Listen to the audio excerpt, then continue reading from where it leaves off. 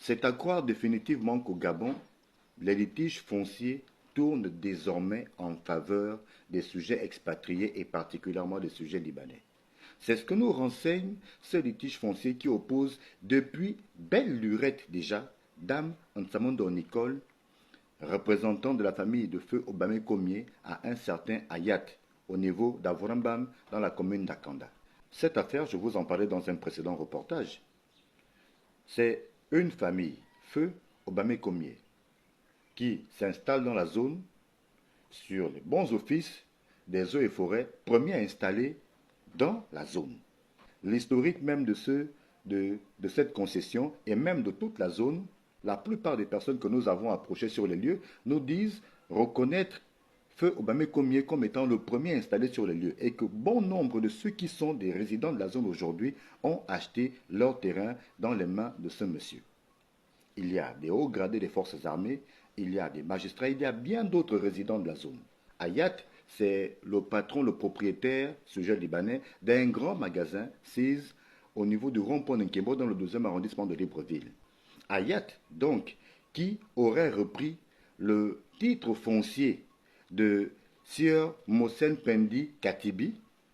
En fait, en termes de titre foncier, il s'agit plutôt d'une réservation foncière que l'État avait décidé dans la zone d'Akanda pour un projet de construction de logements sociaux en 2005. Mais le projet n'a jamais vu le jour et c'est cette réservation foncière dont s'est longtemps servi Sir Katibi pour déguerpir d'honnêtes citoyens gabonais qui étaient installés dans la zone avant de refourguer ce fameux document à Sir Ayat, qui lui jure mordicus faire mordre la poussière à la famille de feu Obame Komié, en tête de laquelle Dame Nsamondo Nicole. Dernièrement, un certain expert judiciaire qui aurait été commis à la tâche par Ayat va informer Dame Nsamondo Nicole de ce que l'affaire devrait être déférée au niveau du parquet de Libreville. Et que si l'affaire arrivait au parquet de Libreville, Dame Nsamondo Nicole serait purement et simplement déboutée, elle et sa famille avec elle. Et donc, en titre de compensation, Ayat propose à la dame d'accepter qu'on lui laissa 1000 mètres carrés. 1000 mètres carrés, c'est dans la partie de la concession familiale où se trouvent les tombes, notamment celle de feu Obame Komié, son père, et d'autres membres de la famille. L'expert judiciaire va dire à la dame que, en outre, sur cette concession, la mairie d'Akanda aurait un projet qu'elle compterait y réaliser. Donc, que si la dame n'acceptait pas les 1000 mètres carrés qui lui sont proposés, ben, elle perdrait totalement parce que Sir Ayat serait détenteur d'un certain nombre de documents qui incrimineraient la dame. Et toujours par le truchement de l'expert judiciaire, Dame Nsamondo Nicole apprend qu'une décision de justice a été rendue contre elle, lui interdisant désormais l'accès à la parcelle querellée. Et dans cette même décision, il lui est notifié que la tombe de son père sera exhumée et que les restes de ce dernier seront réenterrés dans un cimetière municipal. Que la barrière cadenassée, puisque au moment où ça chauffait, Sir Katibi avait érigé une barrière et elle aussi a érigé une autre barrière qu'elle a cadenassée. Et donc tout ceci devrait être démoli. À défaut, il faudrait qu'elle accepte la négociation à l'amiable qui lui est proposée et donc une rencontre devrait avoir lieu. Évidemment, la dame, par souci, par prudence, a demandé à ce que son avocat soit joint et que les propositions qui lui sont faites soient faites par écrit. En fait, en gros, dans cette affaire, il y a beaucoup de relents manifestes de menaces et d'intimidation. C'est-à-dire qu'en fait, on voudrait juste forcer cette dame et sa famille à accepter ce qui lui est proposé. Donc, on fait simplement la part belle aux Libanais, parce que ce dernier aurait le bras long, aurait assez de moyens, et donc arriverait à ses fins, alors que on est au Gabon, et que ailleurs, au Liban, pareille chose ne serait pas possible. C'est autant de faits souvent qui indignent, et quand on en parle, ben, on voudrait souvent nous taxer de xénophobes. Mais regardez une telle affaire, où on va vous dire que, puisque là, on tient absolument à faire un projet, donc même là où quelqu'un est enterré avec d'autres membres de la famille, on va exhumer la tombe, pour réenterrer le défunt ailleurs. Quelqu'un qui a été enterré là où il a vécu et qui avait notamment demandé à être enterré là où il a passé toute sa vie. Et dans mon précédent reportage, j'ai indiqué que pour refaire la tombe de leur patriarche, ils ont dû escalader la barrière chez le voisin, sise derrière leur concession.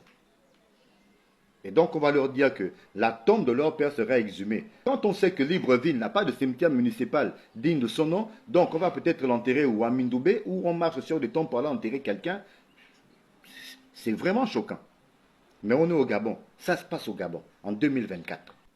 En d'autres termes, on dit à la dame, de toute façon, la concession familiale de votre père n'existe plus. On a récupéré le terrain.